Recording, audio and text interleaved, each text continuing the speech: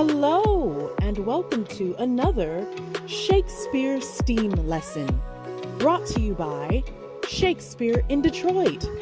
This lesson on verse versus prose, an important tool when learning how to perform Shakespeare's classics, is brought to you by Deloitte, proud partner of Shakespeare STEAM.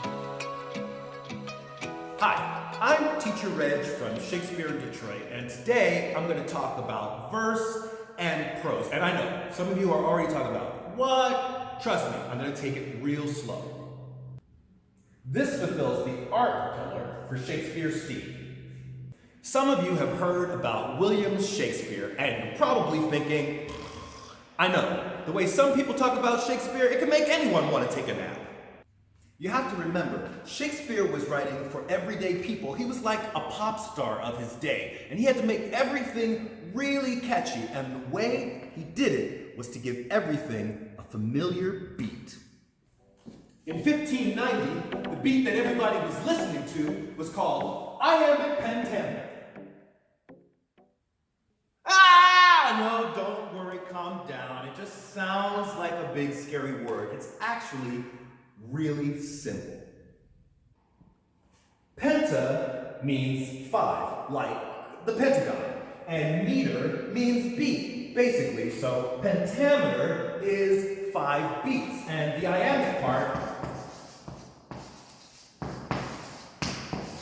tells you that each one of these beats has 2 parts.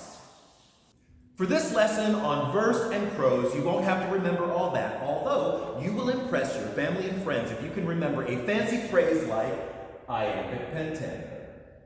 I just think of it as a monster with 5 feet that goes ba-dum, ba-dum, ba-dum, ba-dum, ba-dum. Speaking in verse made the characters seem special, and they were, usually, royalty and heroes and magical beings. Pentameter ain't nothing you should fear. It's just the rhythm used in most Shakespeare. It just means people talking in 5 beats. It's used because it's close to human speech. Now that you know how language in verse goes, it's time I tell you what I mean by prose. Now, you can imagine sitting for 2 hours or standing, which is what people did in Shakespeare's day, and listening to the same rhythm over and over again. People got tired of hearing the same dum, dum, dum, dum, dum. That's where prose comes in. You know how when you're watching an action movie and everything gets really, really tense, and then something funny happens? It's comic relief. Well, prose is the same thing. It relieves all the tension and the drama and the heartache that's been going on and gives us a little break. That's what prose does. What does prose sound like? Well, it can sound like anything. There's no special rhythm involved. There's no counting. It's just regular people talking. In fact, Shakespeare used prose as a way to let the audience know that the person who was talking wasn't a king or a hero or a warrior, just an average, regular person.